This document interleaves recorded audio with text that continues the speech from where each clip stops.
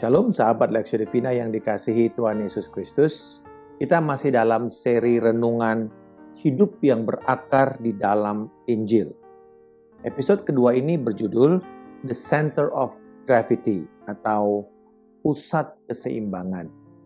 Ayat renungan kita dari Galatia 2 ayat 17 sampai dengan 21. Dalam suratnya kepada jemaat-jemaat di Galatia, setelah teguran yang terang-terangan yang dilakukan oleh Rasul Paulus kepada Rasul Petrus karena kemunafikan agamanya, ini adalah contoh hidup yang negatif dari Injil. Jadi orang yang tidak hidup berjalan dengan Injil, selaras dengan Injil, itu pasti jadi munafik. Lalu kemudian ia memberikan contoh yang positif. Bagaimana seharusnya hidup yang berakar di dalam Kristus. Tidak lain adalah bagaimana Paulus menjalani hidupnya dan bagaimana dia menemukan pusat keseimbangan. Apa pusat keseimbangannya? Karena seringkali kita berusaha untuk mencari keseimbangan dari setiap hidup kita ini. Apa yang harusnya menjadi pusat keseimbangan kita? The center of gravity dari hidup kita. Ayat 19b sangat sederhana sekali. Dia katakan begini, aku telah disalibkan dengan Kristus. Di dalam teologi Paulus, inilah inti hidup yang berakar di dalam Injil. Yaitu hidup yang di dalam Kristus adalah sebuah kehidupan yang disalibkan bersama dengan Kristus. Hidup ini bukanlah menjadi musuh atau seteru salib, tetapi justru menjadi bersama-sama Kristus. Kita disalibkan. Kelihatannya kok malah jadi nggak enak. Kok hidup yang disalibkan itu adalah pusat keseimbangan? Karena hidup yang disalibkan dengan Kristus adalah hidup yang bersedia menanggung kesengsaraan, penderitaan demi kebaikan orang lain. Hidup yang Paulus contohkan atau Paulus katakan sebagai sebuah hidup yang seimbang, maka kita mungkin lebih gampang melihat tokoh yang kontemporer di zaman kita ini, yaitu Mother Teresa atau Bunda Teresa, yang menjadi ikon pelayanan kemanusiaan, yang rela sengsara, meninggalkan kehidupannya yang nyaman di biara di Eropa untuk diutus ke Kalkuta demi memperbaiki kehidupan masyarakat di kota yang dikenal sebagai kota the armpit of the world. Mohon maaf, ketiaknya dunia ini. Artinya segala yang bau, yang begitu menyeramkan. Karena kota ini adalah salah satu kota termiskin di dunia. Dan begitu banyak orang-orang meninggal setiap hari. Kalau di sampah-sampah yang ada, tumpukan sampah yang ada di pasar-pasar, biasanya pagi-pagi dibersihkan gitu ya. Tetapi di Kalkuta justru yang dibersihkan itu adalah mayat-mayat orang yang mati bergelimpangan karena kelaparan, karena sakit, karena kusta. Dan inilah tempat di mana Bunda Teresa mendedikasikan hidupnya untuk melayani, dan kebaikannya dikenal oleh banyak orang sampai dia menerima hadiah Nobel perdamaian. Demi orang lain, dia rela menjadi sengsara. Dan inilah sebenarnya Kristus.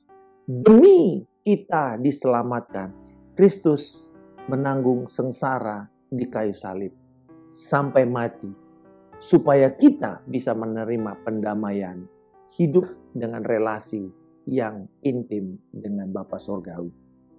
Paulus bersedia mempertaruhkan hidupnya demi Injil itu bisa didengar oleh bangsa-bangsa bukan Yahudi semasa hidupnya. Jadi jika kita ingin hidup yang berakar pada Injil, kita harus bersedia untuk mati terhadap kenyamanan kita dan hidup untuk menjadi berkat kepada orang lain, melihat perbaikan kehidupan orang lain. Dan kita perlu mengisi hidup kita ini dengan pengalaman-pengalaman hidup yang diubahkan Kristus setiap hari. Lalu kemudian kita juga harus memenuhi hidup kita ini dengan kisah-kisah hidup orang-orang yang disentuh melalui hidup kita karena kita melakukan Injil, karena kita melakukan firman Tuhan. Dan kemudian kita memenuhi hidup kita ini dengan hal-hal yang mengalami banyak perubahan, mengalami banyak sentuhan kasih, dan bukan dipenuhi dengan benda-benda yang kita pamerkan, yang sebentar akan punah atau ketinggalan zaman.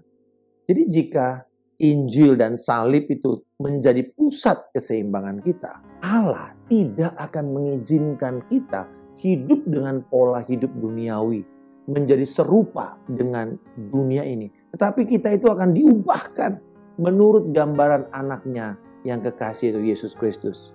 Sehingga kita setiap hari akan bertumbuh dan mengalami peningkatan untuk menjadi serupa atau menuju keserupaan kepada Kristus Yesus.